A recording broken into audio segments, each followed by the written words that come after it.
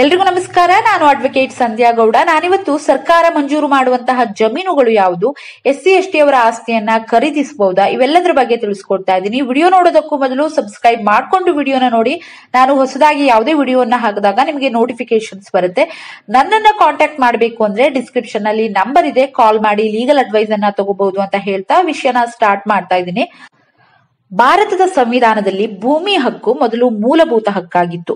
ಆದ್ರೆ ತುಂಬಾ ತಿದ್ದುಪಡಿಗಳನ್ನ ಮಾಡಿ ನಂತರ 44th ಅಮೆಂಡ್ಮೆಂಟ್ ಆಫ್ 1978 ನಲ್ಲಿ ರೈಟ್ ಟು ಪ್ರಾಪರ್ಟಿಯನ್ನ ಫಂಡಮೆಂಟಲ್ ರೈಟ್ಸ್ ನಿಂದ ಅಂದ್ರೆ ಮೂಲಭೂತ ಹಕ್ಕಿನಿಂದ ತೆಗೆದುಹಾಕ್ತಾರೆ. ನಂತರ ಸಂವಿಧಾನಕ್ಕೆ 300A ಅನ್ನ ಸೇರಿಸಲಾಯಿತು. ಯಾವ್ಯಾವ ರೀತಿಯ ಭೂಮಿ ಇರುತ್ತೆ ಅಂದ್ರೆ ಗೌರ್ಮೆಂಟ್ ಯಾವ್ಯಾವ ಭೂಮಿಯನ್ನ ಗ್ರಾಂಟ್ ಮಾಡಿದೆ ಅನ್ನೋದನ್ನ ಹೇಳ್ತೀನಿ. ದರ್ಖಾಸ್ತ್ ಲ್ಯಾಂಡ್ ಅಂದ್ರೆ ದರ್ಖಾಸ್ತು ಜಮೀನು ಅಂತ ಹೇಳ್ತಾರೆ. SC ST ಅವರಿಗೆ ಗ್ರಾಂಟ್ ಮಾಡುವಂತದ್ದು ಇದು. ನೆಕ್ಸ್ಟ್ ತೋಟಿ ಇನಾಂತಿ ಜಮೀನು ಅಂತ ಬರುತ್ತೆ. ತೋಟಿ ಕೆಲಸ ಮಾಡುವಂತವರಿಗೆ ಗ್ರಾಂಟ್ ಮಾಡ್ತಾ ಇದ್ರು.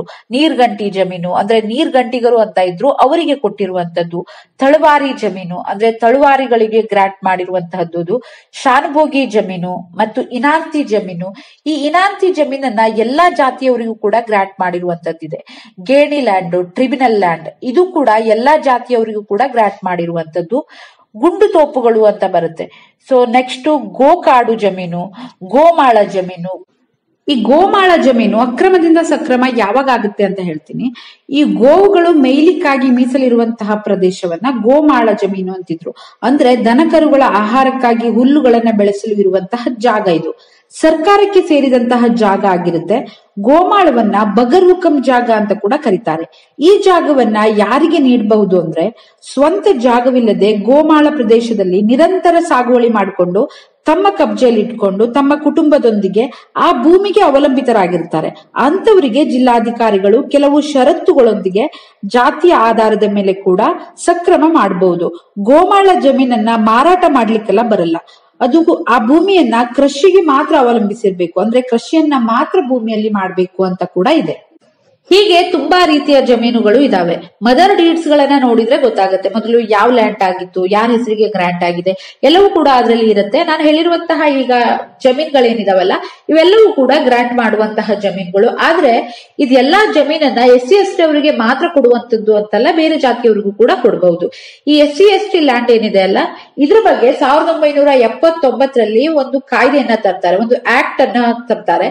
ದಲಿತರ ಜಮೀನನ್ನ ದಲಿತರಿಗೆ ನೀಡುವುದು ಅನ್ನುವಂಥದ್ದು. ಜೀತದಾಳಾಗಿ ದುಡಿಯುತ್ತಿರುವಂತಹ ದಲಿತರಿಗೆ ತಮ್ಮದೇ ಆದಂತಹ ಒಂದು ಜಮೀನು ಇರ್ಲಿ ಅನ್ನುವಂಥದ್ದು ಈ ಆಕ್ಟ್ ನ ಉದ್ದೇಶ ಆಗಿತ್ತು. ಈ ಒಂದು ಗ್ರಾಂಟ್ ಆಗಿರುವಂತಹ ಜಮೀನು ಅವರ ವಂಶದಲ್ಲೇ ಇರಲಿ, ಯಾವುದೇ ಕಾರಣಕ್ಕೂ ಮಾರಾಟ ಮಾಡಿ ಬಂದ ಹಣವನ್ನ ಖರ್ಚು ಮಾಡಿ ಮತ್ತೆ ಜೀತದಾಳಾಗಿ ದುಡಿಬಾರ್ದು ಅನ್ನೋ ಒಂದು ಉದ್ದೇಶವನ್ನ ಇಟ್ಕೊಂಡು ಈ ಆಕ್ಟ್ ಅನ್ನ ಜಾರಿಗೆ ತರಲಾಯಿತು. ಈ ಲ್ಯಾಂಡ್ ಸೇಲ್ ಮಾಡೋದಕ್ಕೆ ಅವ್ರು ತುಂಬಾನೇ ಪ್ರಯತ್ನ ಪಡ್ತಾ ಇದ್ರು. ಆದ್ರೆ ಲ್ಯಾಂಡ್ ಅನ್ನ ಗ್ರಾಂಟ್ ಮಾಡುವಾಗ್ಲೇ ಅದರಲ್ಲಿ ಒಂದಿಷ್ಟು ಕಂಡೀಷನ್ಸ್ ಅನ್ನ ಅಪ್ಲೈ ಮಾಡಿರ್ತಾರೆ. ಇಷ್ಟು ವರ್ಷಗಳ ಕಾಲ ಅವರು ಅದನ್ನ ಬಳಸ್ಕೊಳ್ಳೇಬೇಕು. ಸೇಲ್ ಡೀಡ್ ಅನ್ನ ಮಾಡ್ಲಿಕ್ಕೆ ಬರಲ್ಲ, ಅಂದ್ರೆ ಸೇಲ್ ಅನ್ನ ಮಾಡಕ್ ಬರಲ್ಲ. ಅವರ ವಂಶಸ್ಥರಿಗೆ ಮಾತ್ರ ಕೊಡ್ಬಹುದು ಅಥವಾ ವಂಶಸ್ಥರಿಗೆ ಮುಂದುವರಿಸಬೇಕು, ಅಂದ್ರೆ ಅವ್ರೇನ್ ಉತ್ತರಾಧಿಕಾರಿಗಳಿರ್ತಾರೆ ಅವರೇ ಮುಂದುವರಿಸ್ತಾ ಹೋಗ್ಬೇಕು ಅಂತದ್ದೆಲ್ಲ ಕಂಡೀಷನ್ ಹಾಕಿರ್ತಾರೆ. ಮತ್ತೆ 10 ವರ್ಷ 20 ವರ್ಷ 30 ವರ್ಷಗಳ ಕಾಲ ಮಾರಾಟ ಮಾಡ್ಲಿಕ್ಕೆ ಬರಲ್ಲ ಅಂತ ಕೂಡ ಹಾಕಿರ್ತಾರೆ. ಸೊ ಹಾಗಾದ್ರೆ SC ST ಜಮೀನನ್ನ ತಗೊಳ್ಳಿಕ್ಕೆ ಬರಲ್ವಾ ಅಂತ ಕ್ವಶನ್ ಬರ್ಬಹುದು. ಈ SC ST ಲ್ಯಾಂಡ್ ತಗೊಂಡ್ರೆ ಕ್ಲಿಯರ್ ಆದ ಟೈಟಲ್ ಸಿಗಲ್ವಾ, ನೆಕ್ಸ್ಟ್ ಲಿಟಿಗೇಷನ್ ಆಗುತ್ತಾ, ಸುಮ್ನೆ ಲಿಟಿಗೇಷನ್ ಅನ್ಭವಿಸ್ಬೇಕಾ ಅಂತೆಲ್ಲ ಭಯ ಇದ್ದೇ ಇರುತ್ತೆ. ಬಟ್ ತಗೋಬಹುದು. ಯಾವಾಗ ಅಂದ್ರೆ ಅದರಲ್ಲಿ 20 ವರ್ಷಗಳ ನಂತರ ಅಥವಾ 30 ವರ್ಷಗಳ ನಂತರ ಮಾರಾಟ ಮಾಡಬಹುದು ಅಂತ ಕಂಡೀಷನ್ ಹಾಕಿದ್ರೆ ಅದರ ಆಧಾರದ ಮೇಲೆ ತಗೋಬಹುದು. ಆದ್ರೆ 1979ರ ನಂತರ ಗ್ರಾಂಟ್ ಆಗಿರುವಂತಹ ಲ್ಯಾಂಡ್ ಆಗಿದ್ರೆ ಅದಕ್ಕೆ ಅಪ್ಲೈ ಆಗೋದಿಲ್ಲ. ಅದನ್ನ ಖರೀದಿಸಲು ಸರ್ಕಾರದಿಂದ ಸೇಲ್ ಪರ್ಮಿಷನ್ ಸರ್ಟಿಫಿಕೇಟ್ ಅನ್ನ ತಗೊಂಡು ಖರೀದಿಸಬೇಕಾಗತ್ತೆ. ಅಂದ್ರೆ 1979ರ ನಂತರ ಗ್ರಾಂಟ್ ಆಗಿರುವಂತಹ ಲ್ಯಾಂಡ್ ಏನಿರುತ್ತಲ್ಲ, ಅಂದ್ರೆ ಗ್ರಾಂಟ್ ಆಗಿರುವಂತಹ ಜಮೀನಿನ ಪತ್ರದ ಮೇಲೆ ಯಾವುದೇ ತರಹದ ಕಂಡೀಷನ್ಸ್ ಮೆನ್ಷನ್ ಮಾಡಿದ್ರು ಕೂಡ ಅದೆಲ್ಲ ಲೆಕ್ಕಕ್ಕಿರಲ್ಲ. ಅಂದ್ರೆ 10 ವರ್ಷ ಆದ್ಮೇಲೆ 20 ವರ್ಷ ಆದ್ಮೇಲೆ ಮಾರಾಟ ಮಾಡಬಹುದು ಅಂತ ಹಾಕಿದ್ರು ಕೂಡ ಅದು ಲೆಕ್ಕಕ್ಕಿರಲ್ಲ. ಅಂದ್ರೆ ಗೌರ್ಮೆಂಟ್ ಇಂದ ಸೇಲ್ ಪರ್ಮಿಷನ್ ಸರ್ಟಿಫಿಕೇಟ್ ಸಿಕ್ಕಿದ್ರೆ ಮಾತ್ರ ಅದನ್ನ ಆ ಲ್ಯಾಂಡ್ ಅನ್ನ ಖರೀದಿ ಮಾಡಬಹುದು. ಸೇಲ್ ಪರ್ಮಿಷನ್ ಸರ್ಟಿಫಿಕೇಟ್ ಇಲ್ಲದೆ ಮಾಡುವಂತಹ ಯಾವುದೇ ಸೇಲ್ ಡೀಡ್ ಆದ್ರೂ ಕೂಡ ಅದನ್ನ ಪಡೆದ ಮಾಲೀಕರ ಮೇಲೆ ಸಂಪೂರ್ಣ ಮಾಲೀಕತ್ವ ಇರೋದಿಲ್ಲ. ಸೊ ಸೇಲ್ ಮಾಡಿರುವಂತಹ ಫ್ಯಾಮಿಲಿಯ ವಂಶಸ್ಥರು ಅದ್ರ ವಿರುದ್ಧ ತಕರಾರನ್ನ ಹಾಕಿ ಆಸ್ತಿಯನ್ನ ಮರಳಿ ಪಡೆಯಬಹುದು.